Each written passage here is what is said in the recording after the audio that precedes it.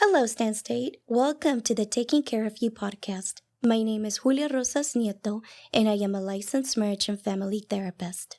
Hi, I'm Jennifer Staffero, and I'm a licensed clinical social worker. We are both counselors that work at Counseling and Psychological Services on campus, also known as CAPS. We are back with another installment addition to the Self-Compassion series, where we will explore and discuss self-compassion practices. In this episode, we will take some time to know more about the campus organizations, fraternity, sorority life, and student leadership growth. You're listening to the Taking Care of You podcast.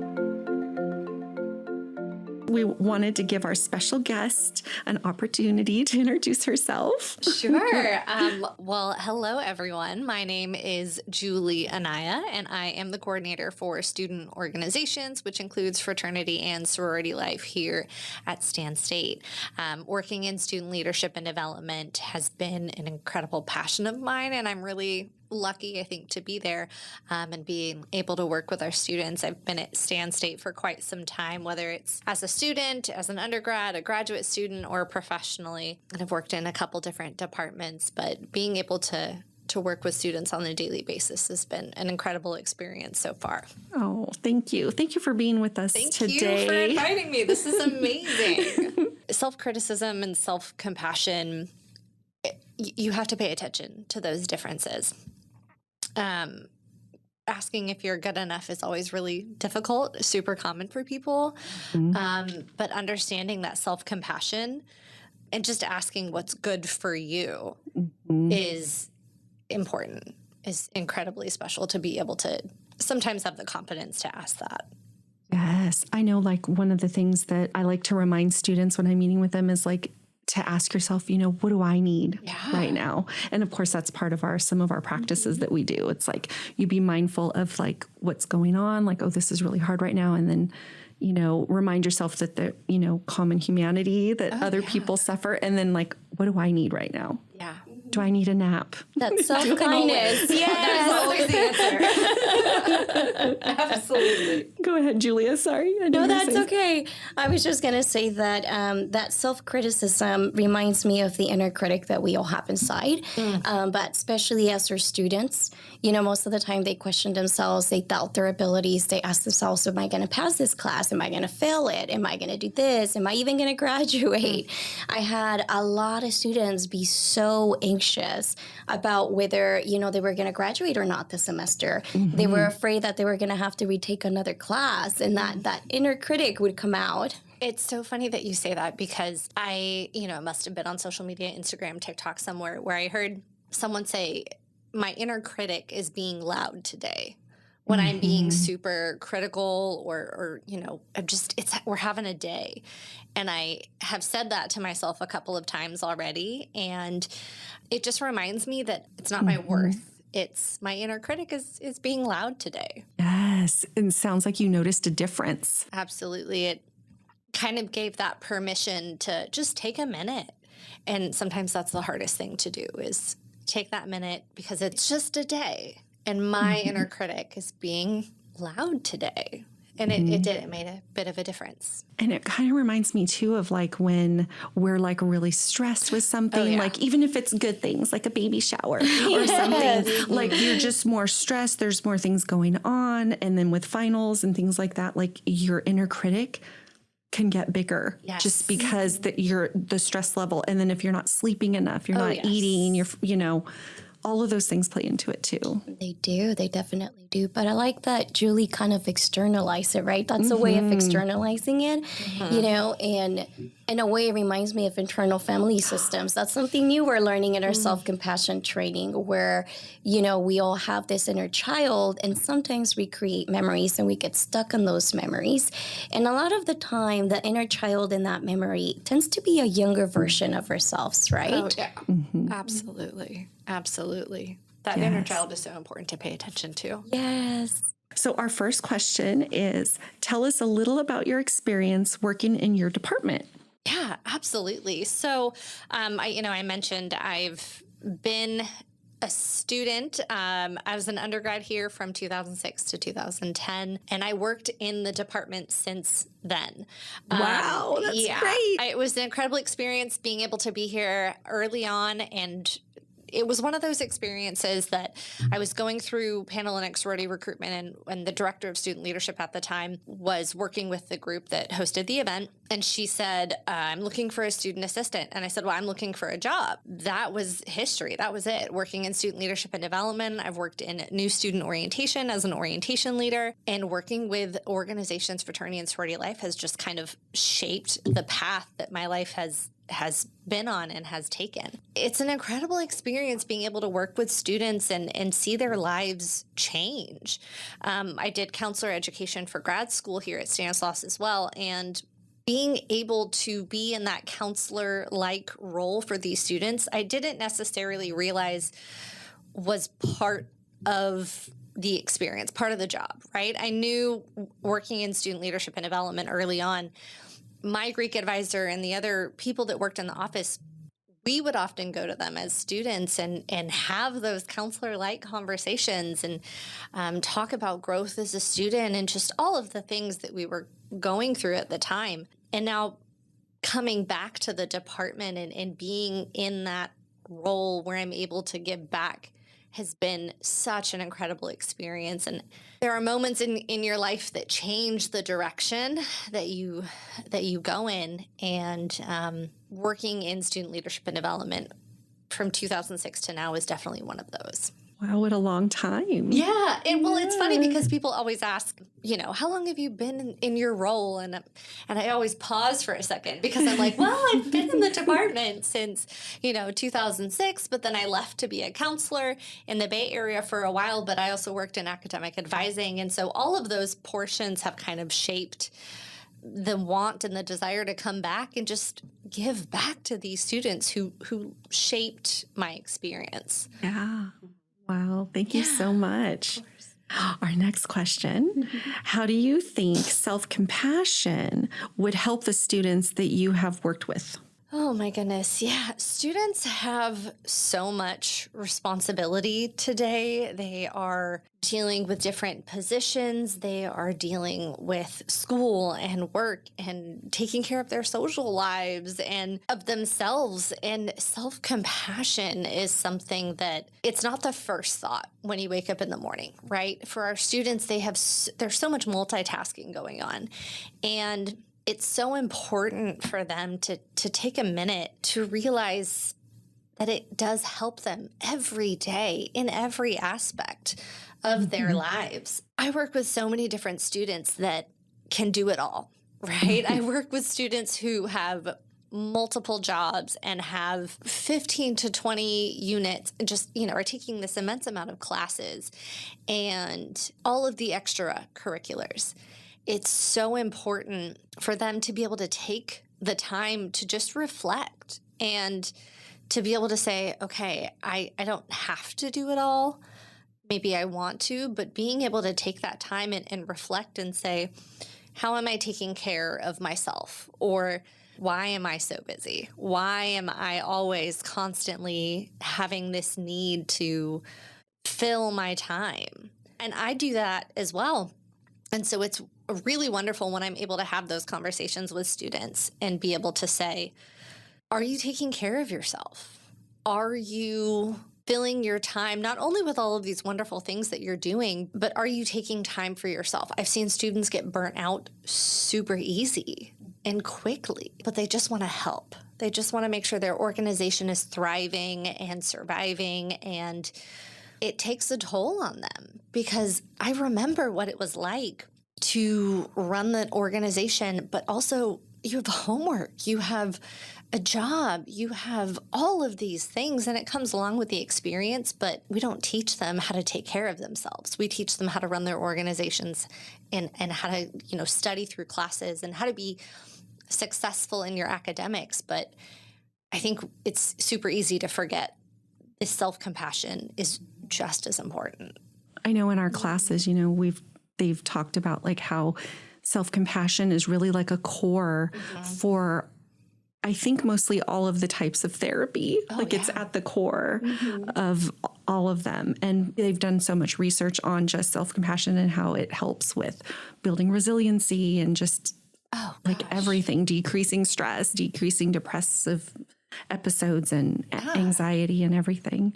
But something else she said reminded me of, remember that we had one speaker that came to our class and he was talking about, he did a lot of brain scans. Ooh.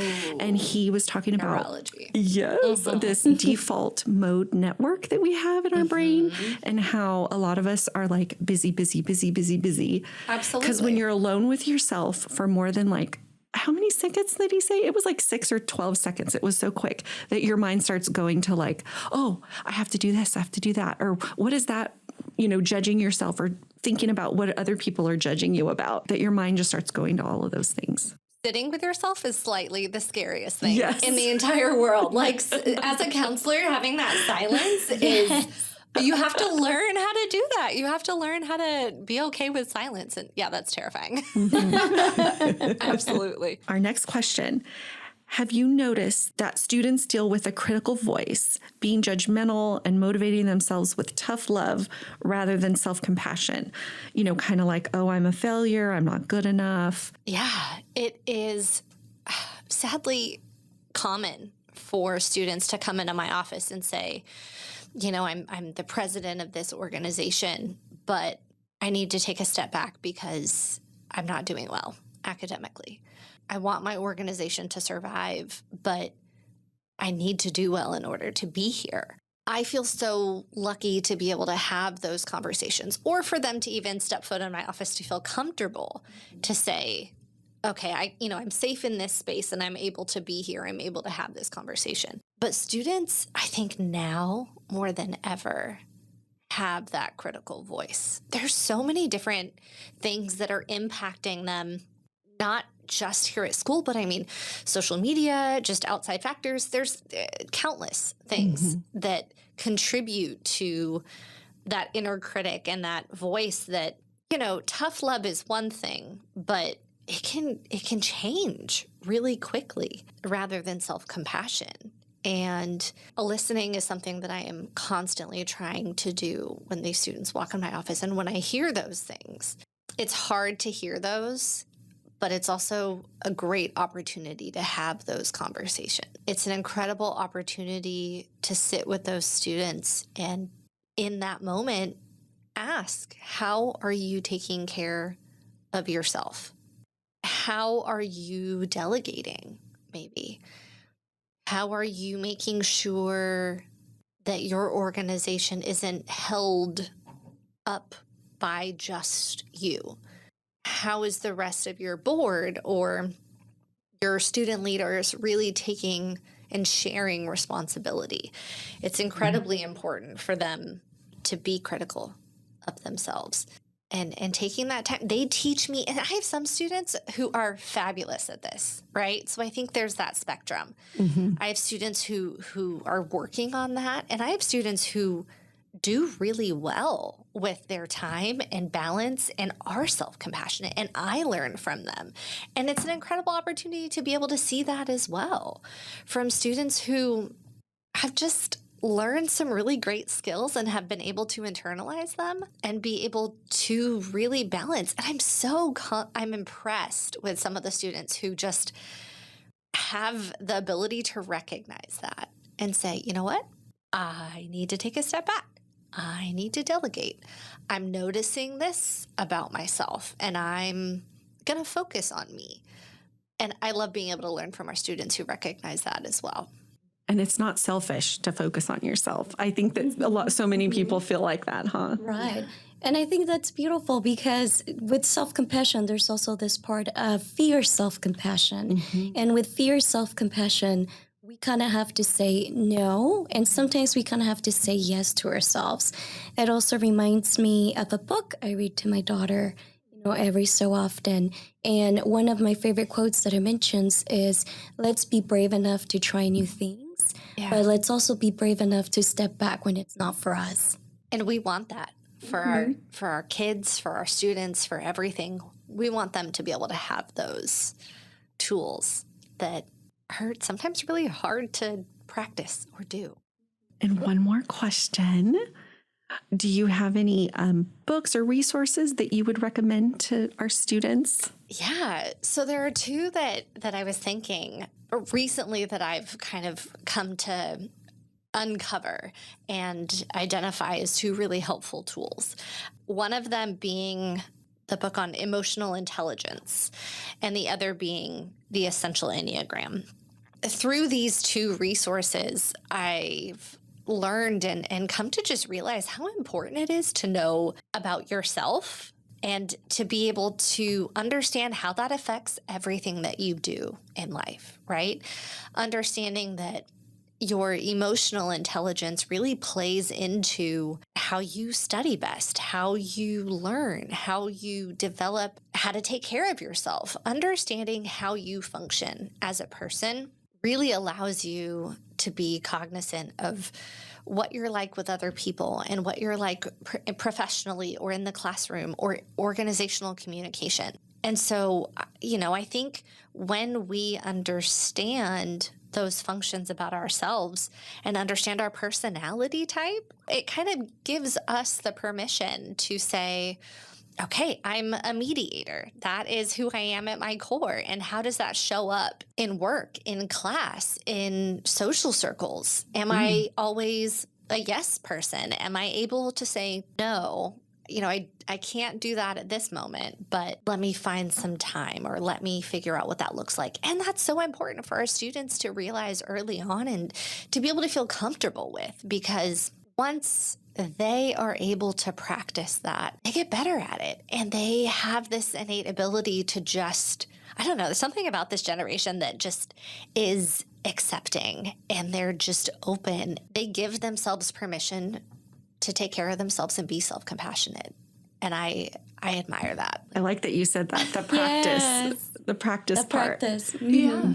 Because Takes practicing, yes. If we practice these things, and even though like Julie and I have done a lot of these practices already, but even though you've already done them and you do them again, you get something different every time. Every time. Practice doesn't make perfect, but it makes better practice. Yeah. I love it. Or it makes it more familiar, or the ability to feel comfortable with using that as a coping tool or any kind of, coping skill out there. Absolutely. And it can be scary at first. Yes. And that's okay. Once maybe you get over just that small hill, then you're able to take that bigger step next time. I know. I think one of the, scarier things that could be with self-compassion is like when you do some of the practices, you might have a realization that maybe you didn't get a lot of self-compassion, maybe growing up or in current relationships or whatever. And then it could be, kind of emotional sometimes but what's wonderful about it is we can give that to ourselves. Yes. And we also kind of have to be aware and explore backdraft. Right? Yes. Where we feel like we're trying these practices, and I guess it could happen with any other coping skill, right? But we try and we feel like we're not improving, we're not getting there, or we can't complete this activity. And a lot of the times, some of us will experience that backdraft where we're kind of pushing back. There's that little bit of resistance, and that's okay too. It's part of the journey. We always tell everybody, push yourselves outside of the comfort zone. And, that's where the good stuff happens. But nobody talks about how scary that can be, right? And how scary it is to take that step outside the comfort zone or to practice in real life these tools. It's very easy to say, let's do this or let's do that. But the in real life, when no one is looking, practice is the hard part. Thank you again, Julie, for coming today and sharing so much information, not just with our department, but with our students out there. We are getting ready to move forward with our practice of the day. Today's practice is called self-appreciation. And just a reminder, we would like our audience to also participate for this practice, not just our guests. And if you would like to participate, all you need is a safe space and a place where you can just lay down or stand up or maybe just sit down. And remember that if you do decide to do any kind of meditation or relaxation while you're standing up, just try to go ahead and lean in against the wall to remove some of the pressure from your neck area all the way to your shoulder area. You also kind of want to give the disclaimer that sometimes mindfulness and deep breathing can be triggering. So make sure that you take care of yourself. And you can do this by simply asking, what do I really need in this moment? And that can be maybe taking a break from this practice. It could also be pressing pause, or it can be just, completely not listening to this. That's totally fine. Let's go ahead and get started with this activity. First of all, just try finding a relaxing position, a comfortable position. Feel free to move some items around you, or perhaps just doing some stretches, maybe stretching your arms, your legs. And once you've found that comfortable position and you're ready, gently close your eyes. Also a reminder that if at all through this activity, you feel like your mind wanders around, remind yourself that that's totally normal. We all do it, even us as professionals. Just feel free to enjoy that moment, and when you're ready, feel free to join us. Take about 2 or 3 deep breaths. Just normal breathing.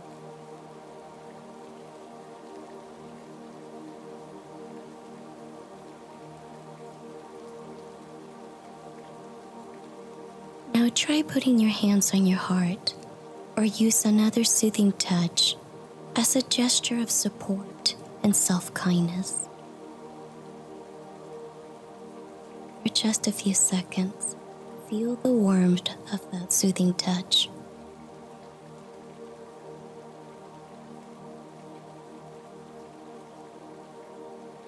Now feel free to put your hands back, or also keep them there in your soothing touch if you would like for the rest of this activity. Think of 3 to 5 things you appreciate about yourself. As you do this, the first few things that come to mind might be somewhat superficial. Try and see if you can open up to what you really deep down like and appreciate about yourself. Please take some time, just a few seconds, to be honest with yourself and really identify what you appreciate about yourself.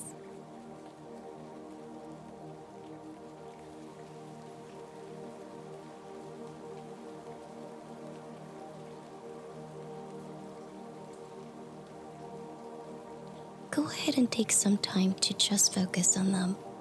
Perhaps repeat them for just a few seconds in your mind.